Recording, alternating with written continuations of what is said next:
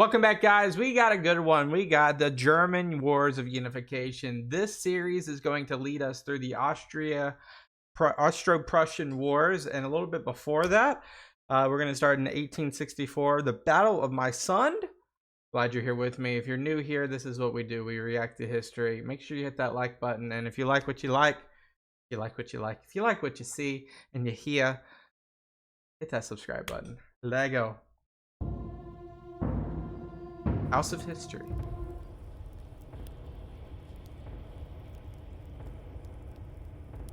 Against Wilhelm, 1849.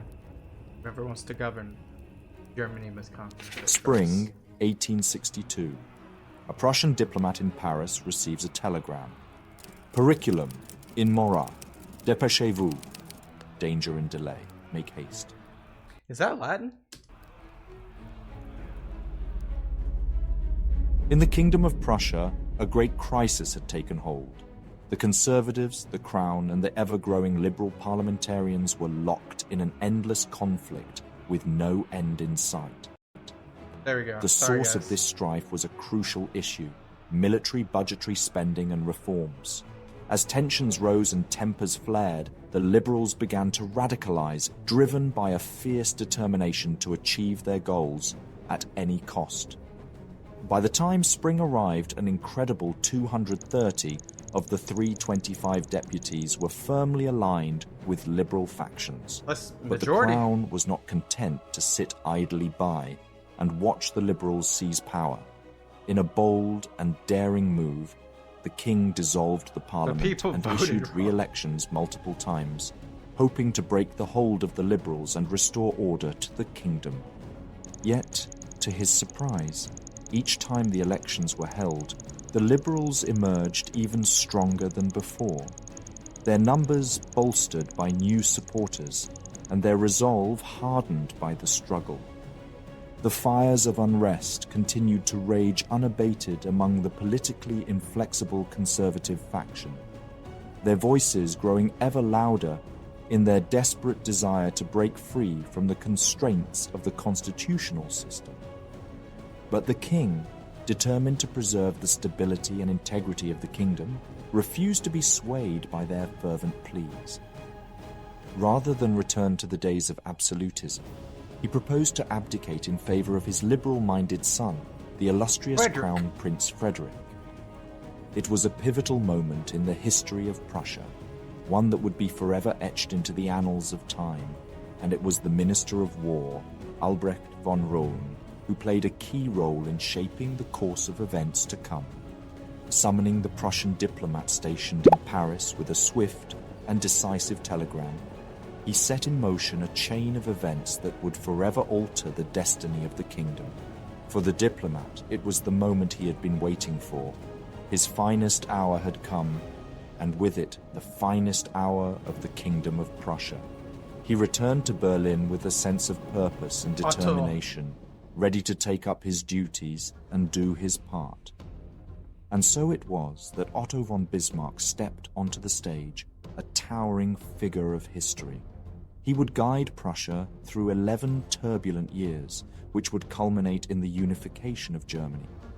Bismarck would forge a new nation-state from the ashes of the old. His tenure and legacy are among the undisputed epics of history.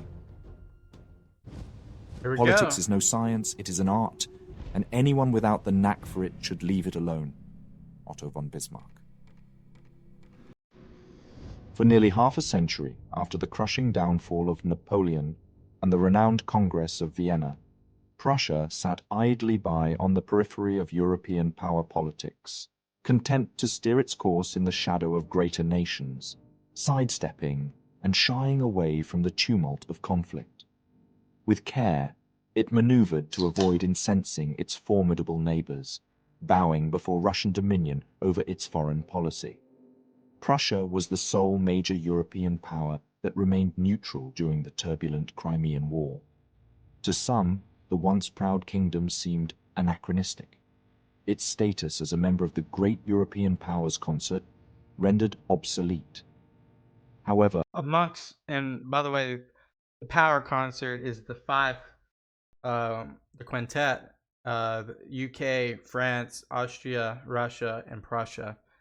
If you think about those five, you're probably going to put United Kingdom 1, Russia or France 2. They're tied, in my opinion.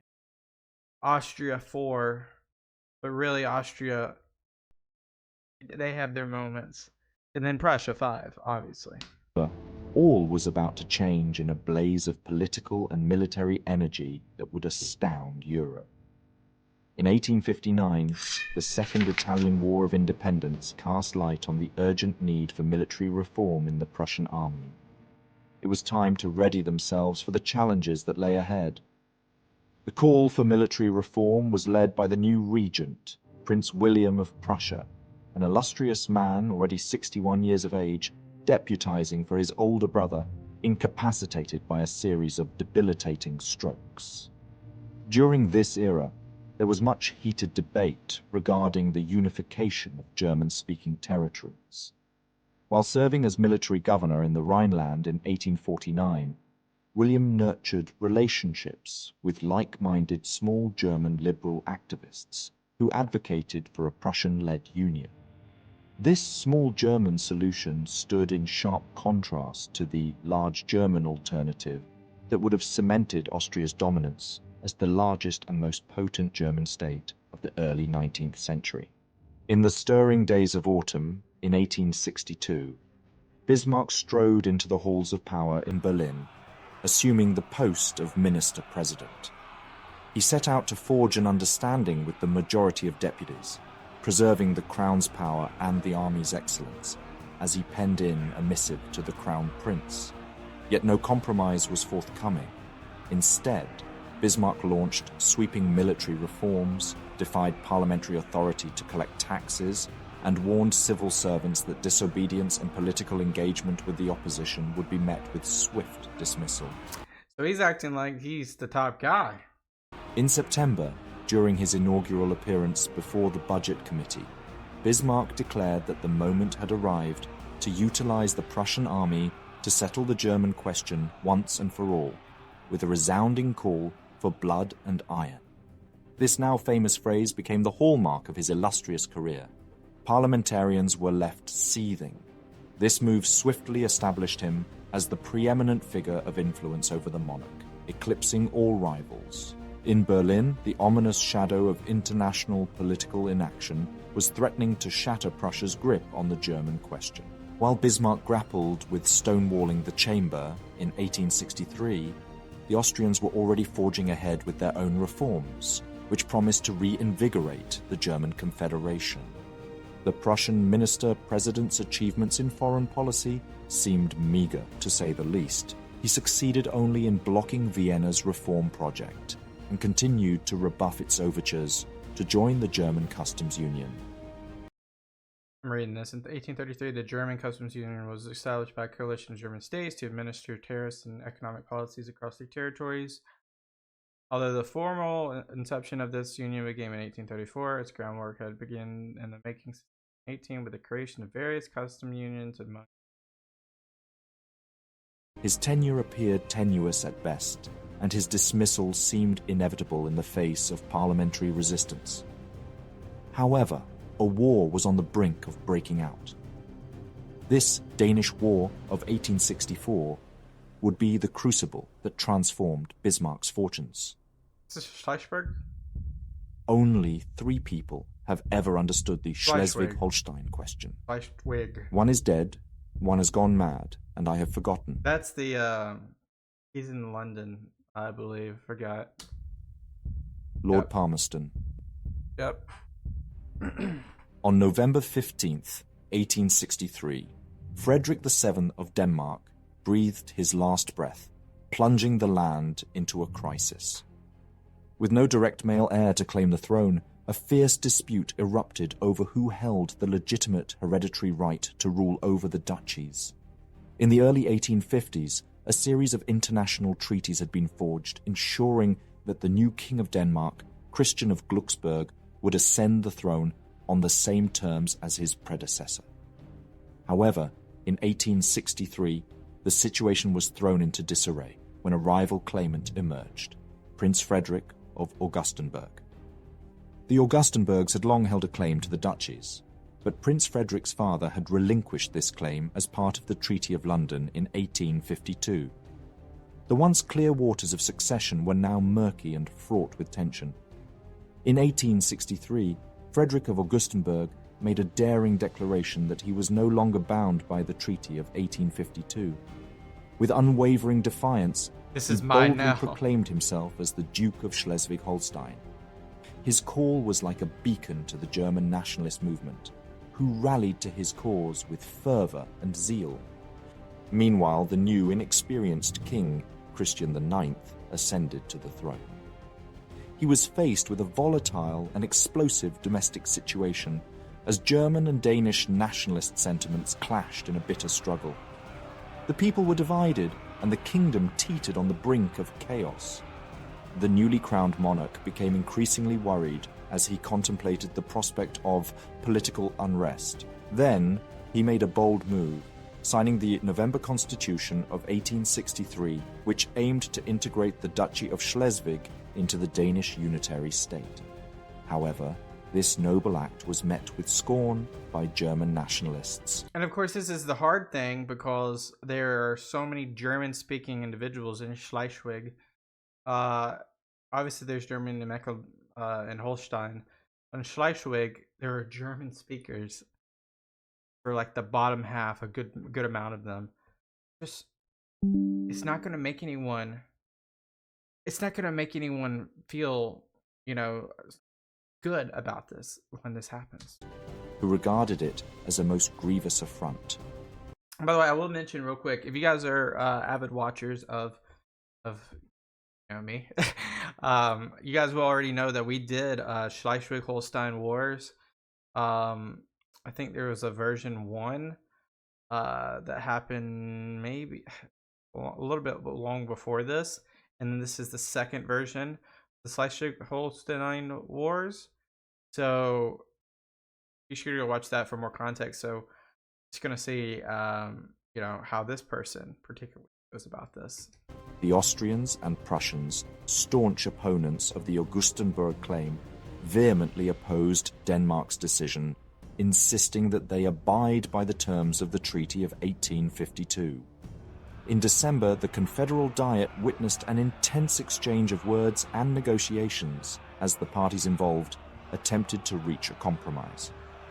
After much heated discourse, a resolution was finally passed, albeit by a single vote, which authorized an intervention based on the London Treaties. The dawn of the 23rd of December, 1863, saw a contingent of the German Confederation's troops crossing the Danish frontier, their sights set on the subjugation of Holstein south of the mighty river Eider. The 12,000-strong army effortlessly occupied the undefended land of Holstein. Oh yeah.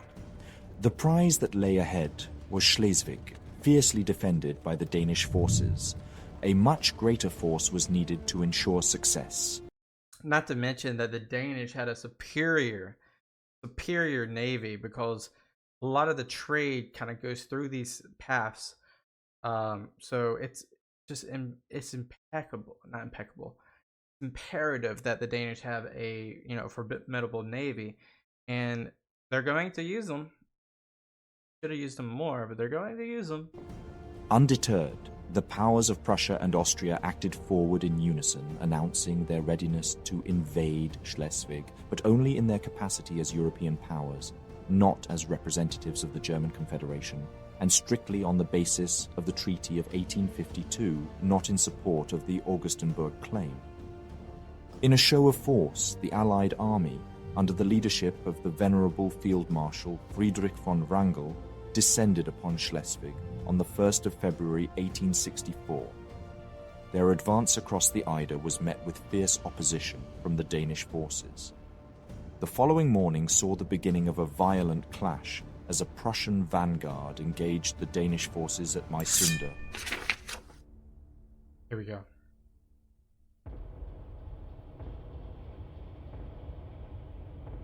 Otto von Bismarck is no more than a shallow country squire. Wow. Mysunde stood as a small, humble fishing village, comprising a mere 24 houses, situated on the southern banks of the Schlei. It formed a crucial part of the eastern fortifications of the great Dannevirke, a system of Danish fortifications. Yet its true significance lay in the narrowness of the Schlei at this very point. This rendered Mysunde one of the few places where the eastern flank of Dannevirke was not shielded by natural barriers, making it an important strategic location. As the sun rose, the 10,000-strong Prussian First Corps, led by Prince Friedrich Karl of Prussia, began its march towards the Danish stronghold at Koschendorf. Yet, as the morning wore on, it became clear that the Danish forces had no intention of standing their ground and defending Koschendorf, for they had retreated to the north. It's 10,000 against what? Prussian vanguard quickly swept through the village, seizing it with ease and paving the way for their next assault. The decision was made to push on and capture Mysunde. As 3 brigades remained in reserve, the rest of the corps pushed forward, marching towards their ultimate goal. By the stroke of 10, the 1st Fusilier Battalion, commanded by Major von Krohn, had come within sight of the Danish positions. The Danish position at Mysunde was a formidable sight to behold, a series of bastions encircling the village like a ring of steel. At the heart of this impregnable fortress were the 2 most important bastions, known simply as A and B, positioned on either side of the southern road leading into the village. Captain Hertel commanded the 6th Fortification Battalion. With 20 cannons and around 100 brave men at his disposal, Hertel was ready to face any foe. The 1st Battalion of the 18th Regiment, no less valiant, stood steadfast by his side. Really interesting, Art. 18th Regiment, no less valiant, stood steadfast by his side. Bastion A was armed with 4 24-pounders and 4 12-pounders, while Bastion B boasted 4 24-pounders and 2 12-pounders. The Danish artillery, however, was no match for the Prussian guns, which were more advanced, more precise, and more deadly. And had a higher fire rate than the Danish guns. The 3rd Brigade was bivouacked 11 kilometers to the north of Mysunde, waiting patiently in reserve. The Prussian vanguard was comprised of the Fusilier battalions of the 13th, 15th, and 24th Regiment, as well as the 1st Battalion of the 60th Regiment and the fearsome Westphalian Rifle Battalion. The advance faced a Danish outpost near the Longacy around 10:30 in the morning. A short but fierce battle ensued, with the Danes putting up a stubborn resistance, but the Prussians proved to be too much for them to handle, and the Danes were forced to retreat back towards Mysunde. In the midst of a dense fog, the Prussian advance upon Mysunde was cloaked in secrecy. The bastions surrounding the village remained eerily silent as the enemy drew near. But this stillness was not to last. At 11:30, the arrival of the 1st Battalion of the 3rd Danish Regiment, under the command of Captain Arndts, shook the Prussian troops. Alongside a squadron of dragoons, the Danish force ventured forth on a reconnaissance mission in front of the bastions. Oh no. They were met with a hail of fire from the They're in no man's land. Don't you guys see that? They're in no man's land. Fusilier battalions of the 15th and 24th Prussian regiments. The air was thick with the stench of gunpowder, and the screams of the wounded and dying filled the air. Major von Krohn led the Fusilier battalion in a bayonet charge that forced the Danish infantry to retreat. Captain Arndts, his forces decimated and his officers killed or wounded, ordered his battalion to take position at the bastions. It was at this moment that the Danish commanders realized that the Prussians were not simply on a reconnaissance mission, but had launched a full-scale assault upon the fortifications. The Prussian Fusiliers charged forth. They swiftly advanced, occupying the right flank and seizing the fence, which lay a mere 100 meters from Bastion B. They also took up positions of cover approximately 250 meters from the heart of the Danish stronghold. The ensuing battle was nothing short of a fierce contest, with both sides exchanging fire without the protection of sturdy trenches. Danish soldiers were forced to lie on the frozen ground, firing back at the Prussians in a desperate attempt to stop them. Around noon, the Prussian artillery arrived at Mysunde, deploying on a ridge in front of the Danish position. A battery of 24 6-pound cannon and 24 howitzers opened fire on the bastions at 12:45, followed shortly after by 16 more guns from the reserve artillery. The Prussian command hoped to overwhelm the Danish fortification troops with their superior firepower. The battlefield erupted into a cacophony of sound as the furious artillery duel raged on between the Danish bastions and the Prussian ridges. I mean, artillery, besides warfare, and the Prussians had superior artillery. The 20 Danish cannons unleashed a barrage of fire, but the Prussian artillery responded in kind with 64 cannons. The dense fog obscured the battlefield, making it impossible for either side to distinguish their targets. Despite the thick fog, the flashes of cannon fire illuminated the battlefield. The Prussian infantry, entrenched in their positions, mercilessly picked off Danish artillerymen, causing a catastrophic loss of life, particularly in the exposed Bastion B. Though the Danish 3rd Brigade had been ordered to reinforce Mysunde when the Prussian artillery opened fire, they were too far away to provide immediate assistance. In desperation, 2 companies of the 2nd Battalion of the 3rd Regiment, stationed on the coast to the northeast of the village, were hastily deployed southward. Meanwhile, the 10th Battery of the Danish Army had arrived at noon and taken up a position on the western banks of the Schlei. In an attempt to quell the unrelenting fire on Bastion B, a brave company of the 18th Regiment charged forward, intent on driving back the Prussian fusiliers entrenched behind the fences in front of the bastion. However, their courage was met with a hail of bullets from the Prussian positions, and they were forced to retreat. Though the Danes put up a fierce resistance, their cannons firing relentlessly upon the Prussians, 3 of their own cannons were destroyed. The majority of the Prussian shells missed the Danish positions and hit the village instead, causing numerous buildings to catch. And I'll say this again, the poor civilians are going to suffer more than anyone. Fire. Despite the intense fire, the Prussian infantry attempted multiple assaults across the open terrain, only to be met with a barrage of canister shot and enfilade fire from the Danish bastions. The Prussian howitzers were particularly vulnerable and suffered heavy losses in their exposed positions. Despite making some gains on the right flank of the Danish position, the Prussians were once again driven back by the steadfast musket fire of the Danish infantry. At the height of the battle, the Danish army braced themselves for the impending Prussian assault. 2 guns were hastily redeployed to cover the central road into Mysunde, and the Danish infantry stood ready to meet the Prussians with bayonets fixed, determined to defend their position until the bitter end. But just as the tension reached its peak, the Prussians surprised everyone by deciding to withdraw. It was clear that victory could only be achieved through a costly and bloody frontal assault on the Danish fortifications. While the Prussian forces held the numerical advantage, the prospect of heavy casualties was unacceptable to their high command.